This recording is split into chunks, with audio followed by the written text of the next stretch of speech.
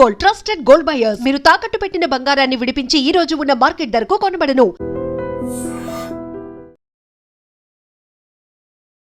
గతంలో వాళ్ళందరూ తుపాకులు పట్టుకొని అడవిలో ఉండేవారు. తెలంగాణ ప్రభుత్వం ఇచ్చిన పిలుపు మేరకు వాళ్ళందరూ తుపాకులతో పాటు ప్రభుత్వం ముందు లొంగిపోయారు. లొంగిపోయిన వారు ఏం చేస్తున్నారు?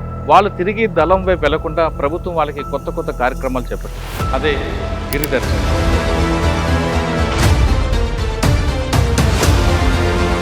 భద్రాద్రి కొత్తగూడెం జిల్లాలో ఒక 10 మంది మాజీలని ప్రభుత్వం ఎంచుకుంది. వాళ్ళందరికీ భద్రాచలం టెంపుల్ దగ్గరగా, అదేవిధంగా కిన్నెరసాని ప్రాజెక్టు, వాటితో పాటు పర్ణశాల, ఈ 3 ప్రాంతాల్లో మాజీలందరూ ఉండి టూరిస్ట్ గైడ్లుగా చేయాలని ప్రభుత్వం నిర్ణయించింది. ప్రస్తుతం అంతా ఉన్నవారు ఉపా మోహన్ రావు, లక్ష్మయ్య, కాంచి ముత్యాలరావు.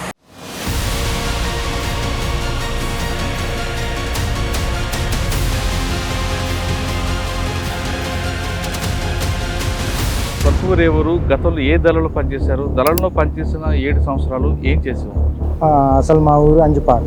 నేను సర్లా సబరి ఏరియా దళాల్లో ఎల్ఓసిలో అంటే ఒక ఆర్గనైజింగ్ కమిటీలో నేను ఒక కమాండర్గా పనిచేసింది సార్. కొన్ని సమస్యల మీద పరిష్కార మార్గాల కోసం మేము ఉన్నటువంటి డేరాలోకి అంటే డెన్లోకి వచ్చి గ్రేహౌండ్స్ బలగాలు 2-3 చోట్ల మా మీద దాడులు చేశారు. మీరు లోపల రోడ్లు వేయకుండా లోపల ప్రభుత్వం చేపట్టిన కార్యక్రమాలు రానివ్వకుండా అడ్డుకోబట్టే కదా మీకు అక్కడ అభివృద్ధి ఆగిపోయింది. మేము ఏ అభివృద్ధి కార్యక్రమాలకి వ్యతిరేకంగా మేము పోరాడలేదు. ప్రభుత్వం పిలుపు మేరకు మీరు బయటకు వచ్చారు. మీకు ఇక్కడ గిరి దర్శనం ఉద్యోగం. మీరు ఇప్పుడు ఎక్కడ భద్రాచలం టెంపుల్ దగ్గర ఉంటారు. ఇక్కడ ఉండిన తర్వాత ఈ కార్యక్రమంలో హాయిగుందా, అక్కడ హాయిగుందా? 2 విధాలుగా చెప్పుకోవాలి సార్. ఉద్యమం అనేది ఒక భక్తి బెరుగు కోసం అనే దాని మీద ఒక కాన్సెప్ట్ అయితే, ఇప్పుడైతే ప్రభుత్వం నుంచి డిపార్ట్మెంట్ గుర్తించి కల్పించాలనే ఉద్దేశం గిరిదర్శకులు పిలిపియడం. మీరు లైన్లో ఉన్నటువంటి భక్తులు ఎవరైతే ఉంటారో తోపులాట, లైన్లు తప్పిపోవడం, దానికి మళ్ళీ ఎదురు వ్యక్తులు గొడవ పడడం, ఇట్లాంటివి ఏమైనా జరుగుతానికి. పర్ణశాల విషయం చెప్పు. రాముడు, లక్ష్మణుడు, సీత 14 సంవత్సరాలు వనవాసం వచ్చిన సమయంలో 3.5 సంవత్సరాలు పర్ణశాలలో ఉన్నటువంటి ప్లేస్ సార్ అది. రాములు వారి చరిత్ర గురించి చెప్పండి. ఒకప్పుడు మాజీ మావోయిస్టు. రామ భక్తుడు అనగా మనకి భద్రుడు అనే భక్తుడు ఇక్కడ నిత్యం పూజిస్తుండేవాడు శ్రీరాముల వారు. దేవుడికి ఇచ్చినటువంటి వరం ప్రకారంగా ఇక్కడ శ్రీరాముల వారు, సీతమ్మ, లక్ష్మణులు స్థిరం ఉండడం. వామాంకస్థిత జానకి పరిలసత్ కోదండ దండం కరే.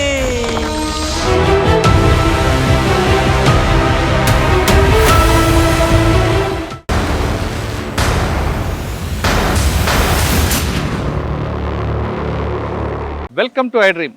గతంలో వాళ్ళందరూ తుపాకులు పట్టుకొని అడవిలో ఉండేవారు. తెలంగాణ ప్రభుత్వం ఇచ్చిన పిలుపు మేరకు వాళ్ళందరూ తుపాకులతో పాటు ప్రభుత్వం ముందు లొంగిపోయారు. లొంగిపోయిన వారు ఏం చేస్తున్నారు? వాళ్ళు తిరిగి దళం వైపు వెళ్లకుండా ప్రభుత్వం వాళ్ళకి కొత్త కొత్త కార్యక్రమాలు చేపట్టింది. అదే గిరిదర్శనం. భద్రాద్రి కొత్తగూడెం జిల్లాలో ఒక 10 మంది మాజీలని ప్రభుత్వం ఎంచుకుంది. వాళ్ళందరికీ భద్రాచలం టెంపుల్ దగ్గరగా, అదేవిధంగా కిన్నెరసాని ప్రాజెక్టు, వాటితో పాటు పర్ణశాల, ఈ 3 ప్రాంతాల్లో మాజీలందరూ ఉండి వాళ్ళకి టూరిస్ట్ గైడ్లుగా చేయాలని ప్రభుత్వం నిర్ణయించింది. అందుకు అనుగుణంగా భద్రాచలం పోలీస్ ఆఫీసర్స్, అదేవిధంగా భద్రాచలం రెవెన్యూ డిపార్ట్మెంటు వాళ్ళకి డిఫరెంట్ ప్లేసుల్లో పెట్టి వాళ్ళకి ట్రైనింగ్ ఇచ్చే టూరిస్ట్ గైడ్లుగా చేసింది. ఇప్పుడు భద్రాద్రి కొత్తగూడెం జిల్లాలో ఆ 10 మంది మాజీలు భద్రాచలం రాముల వారి దగ్గర ఉంటారు, అదేవిధంగా పర్ణశాల దగ్గర ఉంటారు, కిన్నెరసాని ప్రాజెక్ట్ దగ్గర ఉంటారు.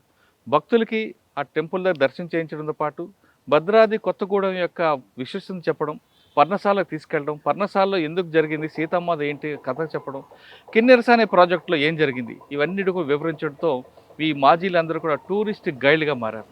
ఈ టూరిస్ట్ గైడ్లుగా ఉన్న మాజీలతో మనం మాట్లాడదాం. వాళ్ళు తుపాకీ విడిచిపెట్టి వచ్చిన తర్వాత వాళ్ళ జీవన విధానం ఎలాగుందన్న విషయాన్ని వాళ్ళని తెలుసుకున్నాం. నమస్తే. నమస్తే. ప్రస్తుతం అంతా ఉన్నవారు ఉపా మోహన్ రావు, లక్ష్మయ్య, కాంచి ఛత్తీస్గఢ్ రాష్ట్రంలో ఎక్కువ కాలం పనిచేశారు. అయితే వీళ్ళు ఇక్కడికి వచ్చిన తర్వాత ఎలాగుంది, గతంలో దళంలో ఏం చేశారు విషయాల్ని వాళ్ళని అడిగి తెలుసుకుందాం. అన్నాను చెప్పండి అన్న, సొంత ఊరు ఏ ఊరు, గతంలో ఏ దళంలో పనిచేశారు, దళంలో పనిచేసిన 7 సంవత్సరాలు ఏం చేసేవారు? మాది అంజిపాక అన్న గ్రామం, దుమ్మగూడెం మండలం, భద్రాద్రి కొత్తగూడెం జిల్లా. అసలు మా ఊరు అంజిపాక. నేను సర్లా సబరి ఏరియా దళాల్లో ఎల్ఓసిలో అంటే ఒక ఆర్గనైజింగ్ కమిటీలో నేను ఒక కమాండర్గా పనిచేసిన సార్. అయితే మాకు ఇచ్చినటువంటి బాధ్యతల మేరకు గ్రామాల్లో వెళ్ళడం, ప్రజల్లో సమస్యలు తెలుసుకోవడం, ఇటువంటి వాటికి సంబంధించి ప్రభుత్వాల మీద కొంత అసహనం ఉన్నటువంటి ప్రజలను కదిలియడం, కొన్ని సమస్యల మీద పరిష్కార మార్గాల కోసం పార్టీ ప్రజాప్రతినిధులు ఎవరైనా ఉండుంటే గ్రామాల్లో వాళ్ళని పిలిచి మాట్లాడడం, వాళ్ళకి ఉన్నటువంటి ప్రజలకు ఉన్నటువంటి సమస్యల కోసం ముందు పరిష్కారం విధంగా ఉండాలనేసి హెచ్చరించడం, సూచించడం వంటివి జరిగేది సార్. 7 సంవత్సరాల్లో ఇదే బాధ్యత చేశారా? దీంట్లో దాడులు ప్రతి దాడులు కూడా ఉన్నాయి? అంటే మేమే ప్రత్యేకించి దాడులు అయితే మేమైతే చేయలే, ఎక్కడ నిర్వహించలే. మేము ఉన్నటువంటి డేరాలోకి అంటే డెన్లోకి వచ్చి గ్రేహౌండ్స్ బలగాలు ఒక 2-3 చోట్ల మా మీద దాడులు చేశారు సార్. అయితే మేము డిఫెన్స్ ఫైరింగ్ చేసుకుంటూ రిట్రీట్ అవ్వడం జరిగింది. మీరు 7 సంవత్సరాలు ఉన్నప్పుడు సమీప గ్రామాల దగ్గరకు వెళ్ళడం చేసేవారు, వాళ్ళ మార్పు ఏమి వచ్చిందా ప్రజల్లో? మార్పు అంటే ఇక ఇప్పుడు ఉన్నటువంటి పరిస్థితుల్లో కాకపోతే ప్రభుత్వాలు ఇస్తున్నటువంటి కొన్ని అభివృద్ధి కార్యక్రమాలు నడుస్తున్నప్పటికీ ఇంకా మెరుగైన సౌకర్యం కల్పించే విధంగా, ఎందుకంటే గిరిజన ప్రాంతాల్లో, ఆదివాసీ గ్రామాల్లో ప్రజలందరూ కూడా అమాయకులేనండి, వ్యవసాయం మీద ఆధారపడి బతికేటటువంటి వాళ్ళు. అంటే వాళ్ళకి చదువుకున్నా కూడా నిరుద్యోగులుగా మిగిలిపోవాల్సినటువంటి అవకాశం ఉంటుంది. కాబట్టి వాటి మీద కొంత మీరు ప్రభుత్వాల మీద కానీ ఇక ఉన్నటువంటి స్థానిక ప్రజాప్రతినిధుల మీద కానీ ఒత్తిడి చేయవలసిన విధంగా మేము కొంత ఆర్గనైజ్ చేసి. అంటే ఆ సమస్యకు ప్రధాన కారణం పార్టీయే కదా. మీరు లోపలికి రోడ్లు వేయకుండా, లోపలికి ప్రభుత్వం చేపట్టిన కార్యక్రమాలు రానివ్వకుండా అడ్డుకోబట్టే కదా మీకు అక్కడ అభివృద్ధి ఆగిపోయింది. మేము ఏ అభివృద్ధి కార్యక్రమాలకి వ్యతిరేకంగా మేము పోరాడలేదు సార్. ఎందుకంటే పేద ప్రజలు అభివృద్ధి చేయాలంటే లోపల రోడ్డు రావాలి, ఆ రోడ్డు రాకుండా మీరు అడ్డుకోవడం, ఆధార్ కార్డు వద్దండం, ఇవన్నీ జనతన సర్కారు, ఇవన్నీ కూడా ఇబ్బంది కలగదు. అయితే మేము రోడ్డుకి అనుమతులు ఇచ్చినాం సార్. అయితే పై స్టేట్ కమిటీ నుంచి మాకు ఆర్గనైజింగ్ దళాలకు మాకు అక్కడ నుంచి మాకు సమాచారం ఇచ్చేది, మీరు రోడ్లు పోయించండి, కానీ ముందు ప్రజలకు ఉన్నటువంటి మౌలిక సమస్యలు ఏవైతున్నాయో ఆ వసతి సౌకర్యాలు కల్పించాలి. ముందు స్కూల్స్ లేవు, హాస్పిటల్స్ లేవు కదా సార్. వ్యవసాయం రావాలంటే రోడ్డు ఉండాలి కదా. ఉండాలి. అందులో భాగంగా అంటే అసలు కనీసం మామూలుగా గవర్నమెంట్ హాస్పిటల్స్ కూడా లేవు అక్కడ. ఒకవేళ ప్రైవేటు అంటే ఆర్ఎంపీ డాక్టర్స్ కూడా తక్కువ. ఈ విధంగా పార్టీ నుంచి కొంత సౌకర్యంగా నడిపించడం కూడా జరిగింది. ఆధార్ కార్డులు ఎందుకు వద్దన్నారు మరి? ఆధార్ కార్డులు అంటే ఇప్పుడు పార్లమెంటరీ వ్యవస్థ విధానానికి వ్యతిరేకం సార్.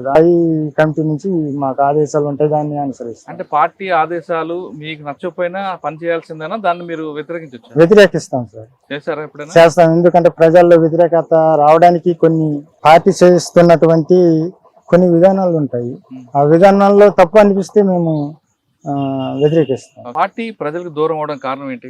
పార్టీ ప్రజలకు దూరం అవడం ఏంటంటే సార్, ఇప్పుడు అభివృద్ధి కార్యక్రమాలు అంటే రోడ్లు కావచ్చు, కరెంటు కావచ్చు, ఇంకా కొన్ని వాళ్ళకి బతుకు తెరువు కోసం వాళ్ళు ఇంకా కొన్ని ఏ ప్రాజెక్టులు అయితే మాత్రం కట్టడానికి, వ్యవసాయానికి సంబంధించి ఇవన్నీ కొంత ప్రోత్సాహాలు అందజేయడానికి ప్రభుత్వం ముందుకు వచ్చింది. కాబట్టి వాటిని కొంత ఆదరిస్తున్నారు ప్రజలు. ఒకటి పార్టీ అంటే పార్టీ వాళ్ళకి చేసింది అన్యాయం అయితే ఏం లేదు సార్. కాకపోతే ప్రభుత్వం ఇచ్చే నిధులన్నీ, పథకాలన్నీ మీరు పొందండి, కానీ మీకున్నటువంటి మౌలిక సమస్యలు ప్రధానంగా అనే దాని మీదే మేము చెప్పేది. మరి అది ఇంకా ఏదేమైనా కూడా పార్టీకి దూరం అవడం అంటే కొంత చెప్పలేని విషయం సార్. అది ఎవరు మీ బాధ్యత? ఎవరు? మాకు దామోదరు, లక్మదాద, చొక్కారావు, లక్మదాద, అరిపుస్తాను అంతే. తర్వాత ఆజాద్. బడే చొక్కారావు బాగానే చూసుకున్నారా? పర్వాలేదు సార్, ఏమనేది కాదు. ఇప్పుడు కూడా ఆజాద్ ఇంకా మంచిగా క్లోజ్గా ఉండేది సార్. ఛత్తీస్గఢ్, తెలంగాణ సార్. చెప్పు, నువ్వు ఎందుకు పార్టీలోకి వెళ్ళావు? నేను చిన్నప్పటి నుంచి పోయాను సార్. చిన్నప్పుడు కొంచెం మాకంతా తెలివిటేట్ ఏం లేదు, అట్ట పోయి వాళ్ళ దగ్గర ఒక మిల్స్ అలాగెళ్ళి అక్కడి నుంచి ఆటైపోయినా. చిన్నగా ఉండే ఆ సందర్భంలో పోయి వాళ్ళతో కలిసి ఉన్న తర్వాత ఒక అటాక్ మా పైన జరిగింది. ఎక్కడ? పెసర్పాడులో 6 చనిపోయింది మా వాళ్ళు. చనిపోతే అందులో మళ్ళీ మేము అటాక్ చేసిందంటే ఎలమగొండలో ఒకసారి చేసాం సార్. ఎంతకాలం పనిచేస్తారు పార్టీలో మీరు? 3.5 సార్. అన్న మీకు పార్టీలో నేను ప్రజల కోసం మంచి పని చేశాను ఒక సంఘటన చెప్పండి. కొన్ని చెరువులు పోపించినాం సార్, మన సెంతూరు ఏరియాలో కావచ్చు, మనకి ఇటు దుమ్మగూడెం బార్డర్లలో కావచ్చు. చెరువులు పెట్టడం, పోపియడం, తర్వాత చేపలు పెట్టడం, వాటికి అమౌంట్ కేటాయించడం, వాళ్ళ నిత్యావసరాల అందుబాటులో ఉండేది. కొంత ఆర్థిక సాయం కూడా చేసేది సార్ కుటుంబాలకి. కొంత హాస్పిటళ్ళు, ప్రైవేట్ హాస్పిటల్కి తీసుకురావడానికి కానీ, ఇటు రవాణా ఖర్చులు ఇవన్నీ ఎక్కువ ఉంటాయి కాబట్టి ఆర్థిక సాయం కూడా చేసేది సార్. కొంత అమౌంట్ చేసేది. సరే, ప్రభుత్వం పిలుపు మేరకు మీరు బయటకు వచ్చారు. మీకు ఇక్కడ గిరి దర్శనం ఒక ఉద్యోగం ఇచ్చింది. మీరు ఇప్పుడు ఎక్కడ భద్రాచలం టెంపుల్ దగ్గర ఉంటారు. ఇక్కడ ఉండిన తర్వాత ఈ కార్యక్రమంలో మీకు అది హాయిగా ఉందా, అక్కడ హాయిగా ఉందా? ఈ కార్యక్రమంలో ఏం చేస్తుంటారు? 2 విధాలుగా చెప్పుకోవాలి సార్. ఆ ఉద్యమం అనేది ఒక బతుకు తెరువు కోసం అనే దాని మీద ఒక కాన్సెప్ట్ అయితే, ఇప్పుడైతే ప్రభుత్వం నుంచి డిపార్ట్మెంట్ గుర్తించి ఇట్లా లొంగిపోయిన మావోయిస్టులకి కొంత సహాయంగా ఏదైనా ఒకటి వృత్తి కల్పించాలనే ఉద్దేశంలో మా గిరిదర్శకులు పిలిపియడం, సీఎం గారితో కలిపియడం, మాకు ఎస్పీ గారి ఆధ్వర్యంలో వెళ్ళడం, ఇక ఇది ఒక మంచి పరిణామం సార్. అంటే ఏం చేస్తుంటారు ఇక్కడ మీరు? మేమైతే ఎక్కడ టెంపుల్లోనే సార్. టెంపుల్లో అంటే మాకు ఇచ్చినటువంటి ట్రైనింగు గైడ్స్, టూరిస్ట్ గైడ్స్. అయితే ఇక్కడ టూరిస్ట్ ప్రాంతాలు కావు కాబట్టి కిన్నెర్స్ అని ఒకటే టూరిస్ట్ ప్రాంతంగా అది గుర్తింపు ఉంది. ఈ భద్రాచలం కావచ్చు, మనకి పర్ణశాల కావచ్చు, ఇవన్నీ దర్శనాలు, భక్తులు వస్తుంటారు, దర్శనాలు చేసుకుంటారు, పూజారి పురస్కారాలు తీసుకొని పోతూ ఉంటారు. కాబట్టి మాకు డిపార్ట్మెంట్ నుంచి ఇచ్చినటువంటి ఆదేశాలు ఏంటంటే, మీరు లైన్లో ఉన్నటువంటి భక్తులు ఎవరైతే ఉంటారో తోపులాట, లైన్లు తప్పిపోవడం, దానికి మళ్ళీ ఎదురు వ్యక్తులు గొడవ పడడం, ఇట్లాంటివి ఏమైనా జరుగుతూ ఉంటే మీరు దాన్ని కంట్రోల్ పెట్టేసి లైన్లో పెట్టుకోవాలనేది మాకు ఆ విధంగా మాకు ఇచ్చారు సార్ డ్యూటీలు. ఇప్పుడు ఇక్కడ బాగుందా? ఇక పర్వాలేదు సార్.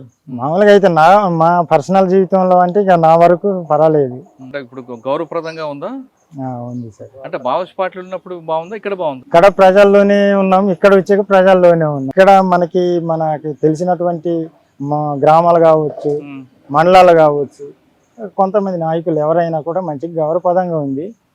అక్కడ కూడా అంటే ప్రజల్లోనే తిరిగినాం కదా సార్. ఇక వాళ్ళు ప్రజల్లో తిరిగిన పోలీసులు భయం ఉంటది కదా, ఇక్కడ పోలీసులు భయం లేదు. భయం అనేది ఇక అది మామూలే కదా. ఇక్కడ పోలీసుల భయం ఏమీ లేదు, అక్కడ ఉన్నా కూడా భయం అనేది ఏమి ఉండదు. గిరి దర్శకాన్ని ఒక టూరిస్ట్ గైడ్గా ఎక్కడ భద్రాచలం టెంపుల్ మీద లాంచ్ చేసుకుంటున్నాం. వాళ్ళు ఇస్తుంటారా భక్తులు ఎవరైనా డబ్బులు? ఇవ్వలేదు సార్, మేము తీసుకోం సార్. చాలా మంది ఇచ్చేజన్లు మేము అది తీసుకోమని మేము చెప్పాం సార్. అలాంటి పని చేయకూడదని, తీసుకుంటే బాగుండదని నేను ఆలోచించి డబ్బులు ఎవరు ఇచ్చి తీసుకోరు? నేను తీసుకోను సార్. ఎవరైనా ఇచ్చినా తీసుకోను. అంటే టెంపుల్ కూడా చూపిస్తారా, పర్ణశాల కూడా తీసుకెళ్తుంటారా? టెంపుల్లోనే ఉంటాం సార్ మేము. పర్ణశాల వాళ్ళంటే ఇక్కడ నుంచి ఎవరైనా మాకు భక్తులు కలిస్తే మేము పర్ణశాలకు పోవాలంటే మీకు వీళ్ళు ఫోన్ చేస్తాం సార్. మా వాళ్ళ వస్తాను, అక్కడ వెళ్ళండి, వాళ్ళ నంబర్ ఇచ్చి పంపితే అక్కడ నుంచి వాళ్ళ కాంటాక్ట్ అయ్యి వీళ్ళు చూపెడతారు. అంటే వేరే రాష్ట్ర భక్తులు వచ్చినా వాళ్ళకి మీరు కరెక్ట్ రూట్ చెప్తారు? కరెక్ట్ చెప్తారు సార్. భద్రాచలం, నా పేరు కణితి ముత్యాలరావు సార్. నేను పర్ణశాలలో టూరిస్ట్గా పనిచేస్తున్నాను సార్. ఫర్ ఎగ్జాంపుల్ భద్రాచలం నుంచి మా ఫ్రెండ్స్ ద్వారా ఎవరైనా మాకు ఫోన్ చేస్తారు, భద్రాచలం నుంచి ఎవరైనా పర్ణశాలకు వస్తూ ఉంటే, సరే వాళ్ళు వస్తున్నారు, వాళ్ళని రిసీవ్ చేసుకొని పర్ణశాల యొక్క విస్తృత తెలియజేయమని చెప్పేసి వాళ్ళు అంటారు సార్. అంటే సరే వాళ్ళు వచ్చే టైమింగ్స్ కానీ, ఏ టైంకి వస్తున్నారు, ఎలా వస్తున్నారు అని కనుక్కుంటాం సార్. కనుక్కున్న తర్వాత వాళ్ళ మీద వచ్చిన తర్వాత వాళ్ళ దగ్గర మేము అటాచ్డ్ అయ్యి, ఒకవేళ వాళ్ళకి తెలియని ప్లేస్లు ఏమైనా ఉంటే ఫస్ట్ నారచీరలు మనం వస్తున్న పర్ణశాలకి టెంపుల్ లోపలికి వస్తున్నప్పుడు పర్ణశాల విషయం చెప్పు. పర్ణశాల విశిష్టత ఏంటంటే సార్, రాముడు, లక్ష్మణుడు, సీత వనవాసానికి వచ్చిన 14 సంవత్సరాలు వనవాసం వచ్చిన సమయంలో 3.5 సంవత్సరాలు పర్ణశాలలో ఉన్నటువంటి ప్లేస్ సార్ అది. ఆ పర్ణశాల ఉన్నటువంటి ప్రాంతంలో అక్కడ జరిగినట్టు ఒక స్టోరీ ఉంటుంది సార్. అంటే సింపుల్గా కొట్టే తెచ్చా అన్న 2 ముక్కలు ఉంటుంది ఆ స్టోరీ. ఎలా అంటే సార్, చెప్పుకుంటే రామాయణం చెప్పుకున్నా ఎంత చెప్పినా అది తరగదు సార్. కాకపోతే పర్ణశాలలో రాముడు 3.5 సంవత్సరాల వనవాసంలో ఉన్నప్పుడు జరిగిన స్టోరీ ఎలాంటిదంటే, రాముడు, లక్ష్మణుడు, సీత వీళ్ళు ముగ్గురు వనవాసంలోకి వచ్చినప్పుడు సీతాదేవి నెలకి 5 రోజులు స్నానం చేయడానికి పక్కన వెళ్ళేవారు. అక్కడ జరిగినప్పుడు ఒక సంఘటన జరుగుతుంది. ఆ టైంలోనే శ్రీలంకలో ఉన్నటువంటి రామనాథుడి యొక్క చెల్లెలు అక్కడికి రావడం జరుగుతుంది. అక్కడికి వచ్చిన తర్వాతనే రాముడిని పెళ్లి చేసుకుందామని చెప్పేసి శూర్పణఖ ప్రయత్నం చేస్తూ ఉంటుంది. లక్ష్మణుడికి ఆ విషయం తెలిసి కోపం వచ్చి ఆ నారచీరల దగ్గర ఉన్న ప్రాంతంలోనే కోపంతో శూర్పణఖ చెవులు ముక్కులు కోయడం జరుగుతుంది.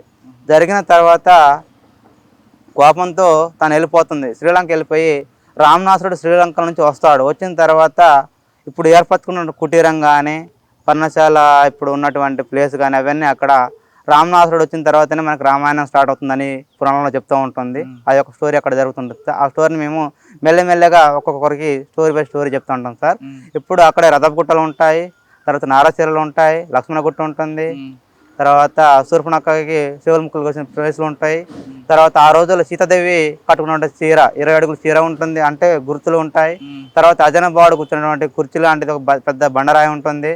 తర్వాత ఆ రోజుల్లో రాముడు కట్టుకున్నటువంటి తలపాగ అది ఇప్పుడు 40 అడుగులు ఉంటుంది. అలాంటివన్నీ చాలా ఉన్నాయి సార్ అక్కడ చెప్పుకోవడానికి. కానీ ఆ పర్ణశాల ముందు సీతారాములు ఇద్దరు కూర్చున్న విగ్రహం ఉంటుంది. అవును సార్. దానికి స్టోరీ ఏంటి? దాన్ని గుర్తుగా పెట్టారా, దానికి ఒక స్టోరీ ఉందా? అంటే బొమ్మలు ఉంటాయండి సార్. ఎలా అంటే రామనాసుడు 10 తలాలతో వచ్చిన ఫస్ట్ రామనాసుడు అక్కడికి వచ్చి సీతాదేవిని తీసుకెళ్ళడానికి, అంటే నాకన్నా అందగతి ఉందని చెప్పి సీతాదేవిని తీసుకెళ్ళడానికి రామనాసుడు వస్తారు సార్. అయితే ఎవరు రాముని తీసుకెళ్ళడానికి వచ్చిన తర్వాత సీతాదేవి లక్ష్మణుడు, అంటే ఆ రోజుల్లో రాముడు లక్ష్మణుడు చాలా బలవంతులు, ఎంతటి శక్తినైనా వాళ్ళు మోయగలరు. అలాంటి వ్యక్తుల్ని రామనాసుడు ఢీ కొట్టలేక అప్పుడు అరణ్యం సార్, పెద్ద అరణ్యం, అంటే పెద్ద అరణ్యం, అంటే కాకుల దూరనే కాడు, చీమల దూరనే చిట్టాడు లాంటిది, అలాంటి ప్లేస్ సార్ అది.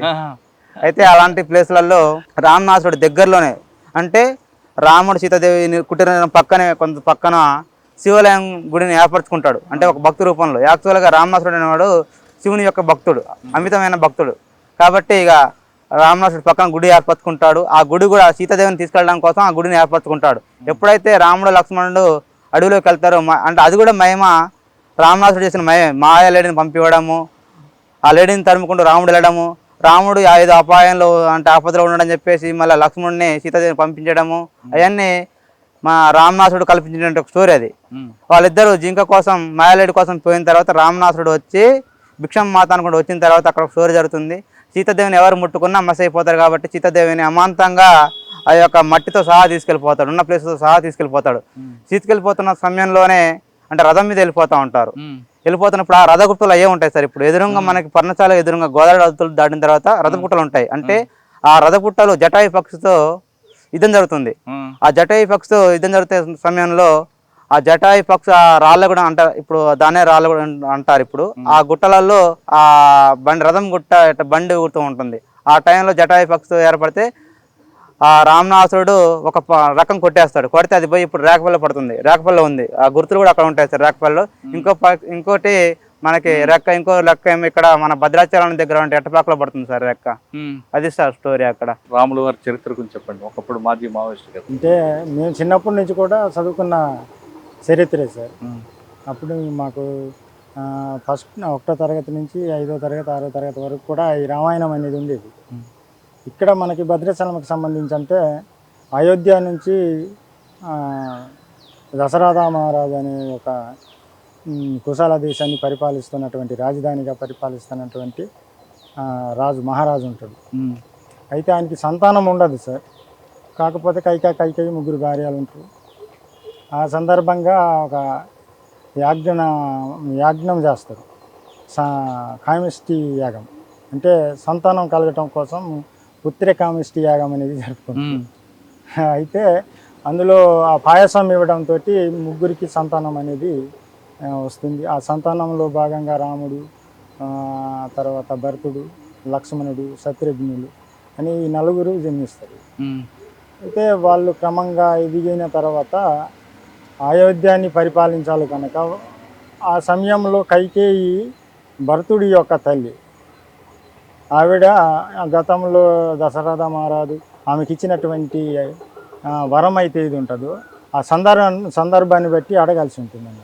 అంటే వేరే ఒక ఆవిడ వాళ్ళ మధ్య వైరుధ్యాన్ని పెంచి ఆ వరాన్ని పొందే విధంగా ఆమెకి చెప్పడంతో ఆవిడ అడుగుద్ది, మహారాజా నాకు భరతుడికి పటాభిషేకం ఇవ్వాలి, రాముని 14 సంవత్సరాల వనవాసం చేయాలని చెప్పేసి కోరుకుంటుంది.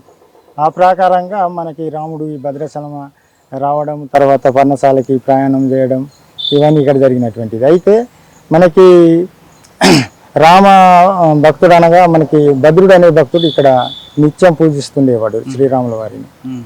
ఆ సందర్భంలో రాముడు కొంత సమయం ఇక్కడ గడపడం, అంటే విశ్రాంతి తీసుకోవడం.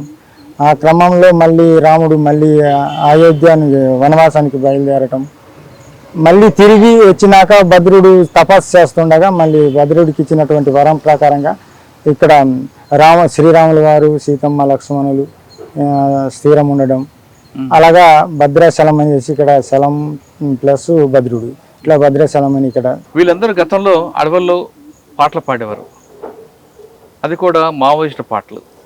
ఎర్ర జెండా ఎర్ర జెండా అని పాడేవారు ఇప్పుడు రాముల వారి నామం జపిస్తున్నారు.